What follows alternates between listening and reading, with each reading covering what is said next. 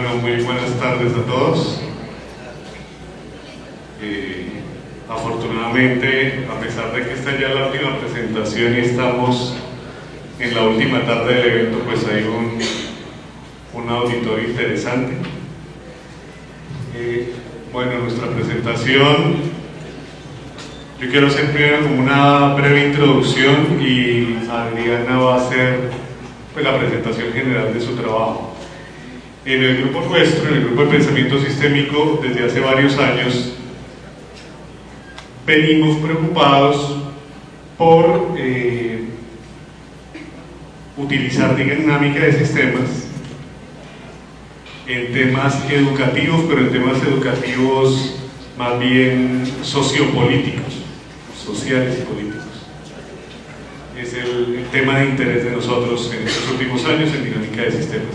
Y ahí hemos hecho varias cosas, desde revisiones más o menos cuidadosas de estado del arte a nivel internacional, y hemos comenzado a hacer propuestas desde hace algún tiempo, hasta el punto de haber formulado ya un primer juego de simulación que Carolina presentó el día de ayer sobre el juego de la piano.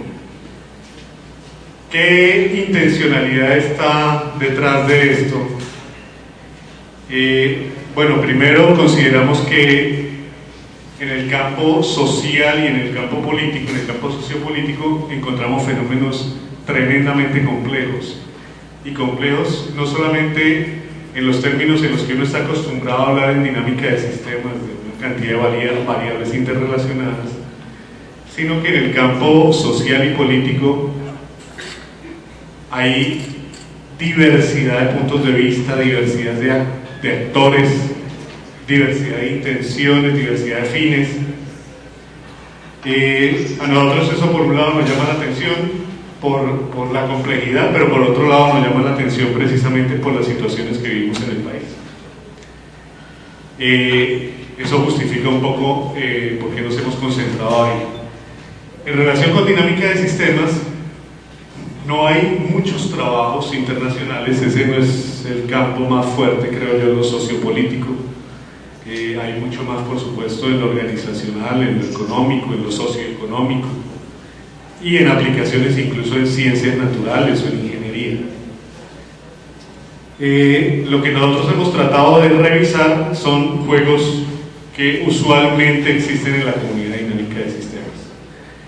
Y hemos ido desarrollando no solamente una revisión, sino un intento por ver cuál es el enfoque y cuál es el piso que sostiene a esos juegos de simulación. Entonces ustedes han escuchado hablar aquí, y seguramente algunos conocían de antes, juegos como el Banco de Peces, que son juegos muy conocidos en ese campo de dinámica de sistemas. Pero la pregunta nuestra es: ¿qué está debajo del banco de peces? ¿Qué es lo que enseña el banco de peces? ¿Qué es lo que supone de los jugadores el banco de peces? Y juegos de ese estilo. Y con el fin de entender mejor eso y nosotros poder proponer juegos que se diferencien un poco de los juegos existentes por varios motivos. Uno de esos es que hemos ido mostrando, y Carolina mostró algo de eso en la presentación de ayer, que algunos de esos juegos suponen un tipo de racionalidad individualista en los jugadores que no siempre se da socialmente, es decir, socialmente aparecen otro tipo de racionalidades que no quedan representadas en esos juegos. Dentro de ese campo, entonces, hemos ido revisando nosotros qué es lo que ocurre con esos juegos de simulación y por qué están diseñados de esa manera. El trabajo que va a presentar a continuación nuestra joven investigadora Adriana profundiza precisamente en ese tema. Es una exploración por otro camino complementaria de qué es lo que está detrás de los juegos de simulación dinámica de sistemas, al menos de los más conocidos. El trabajo que viene haciendo Adriana desde este año con nosotros está en el marco del programa de jóvenes investigadores de Conciencias. Para fortuna nuestra, además de ingenieros de sistemas, a partir de este año nos está colaborando Adriana, que es licenciada en educación y está en el proceso de de proponer un juego, que es parte de su resultado. Pero este es una revisión preliminar que hemos hecho a la literatura de juegos de dinámica de sistemas. Entonces, los dejo con Adrián. Buenas tardes.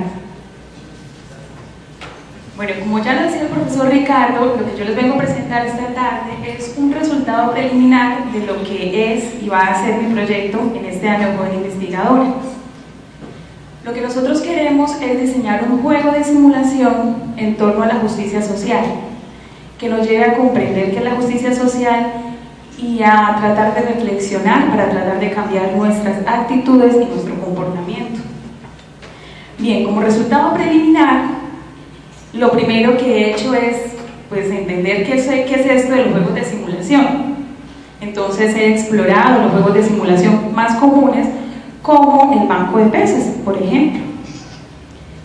Analizando y tratando de descubrir cuáles son las características de los juegos de simulación para saber qué es lo que son, qué es lo que yo tengo que hacer, me he dado cuenta de ciertas características que tienen los juegos de simulación que lo hacen diferentes a otros juegos o diferentes a los videojuegos comerciales que nosotros vemos. Una de esas características que me llamó muchísimo la atención fue que en estos juegos de simulación generalmente el jugador cuando juega pierde y siempre pierde. Entonces yo me preguntaba, ¿pero por qué pierde? Porque estos juegos entonces pareciera que estuvieran diseñados para que eso pase. Entonces el trabajo de ahorita se titula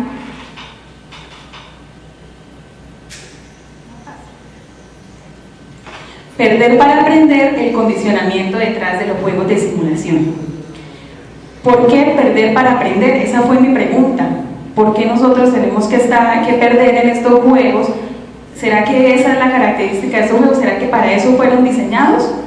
Entonces, analizamos en este trabajo en primera instancia dos juegos. El primero, el banco de peces, y en segunda instancia, B&B.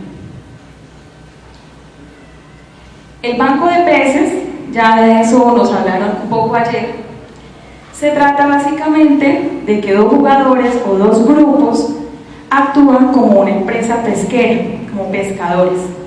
Ellos van a pescar a su banco de peces. Ellos están viendo que el juego consiste en que yo pesco para tener dinero. Si yo pesco más, gano más.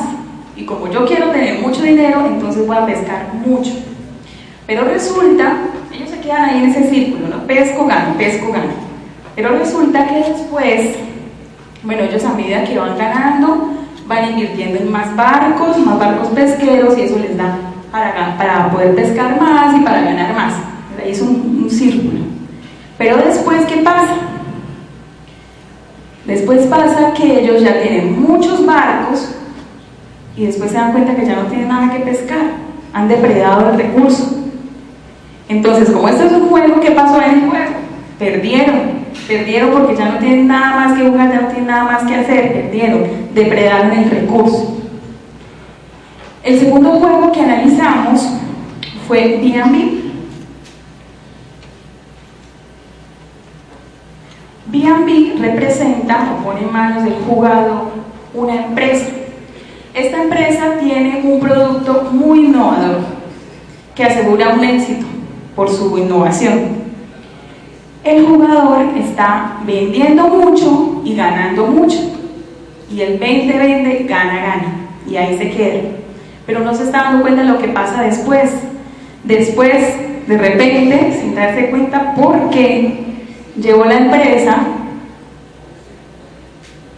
al fracaso, perdió, la empresa está en quiebra, él ya no tiene nada que hacer, perdió el juego. Entonces nosotros nos preguntamos ¿por qué? ¿Qué es lo que hace que estos jugadores actúen de esta manera? ¿Qué es lo que pasa ahí? ¿Qué es lo que pasa? Que ellos al parecer están haciendo todo bien, están animados, ellos están pescando, vendiendo y de repente perdieron. Entonces nos preguntamos qué es lo que pasa.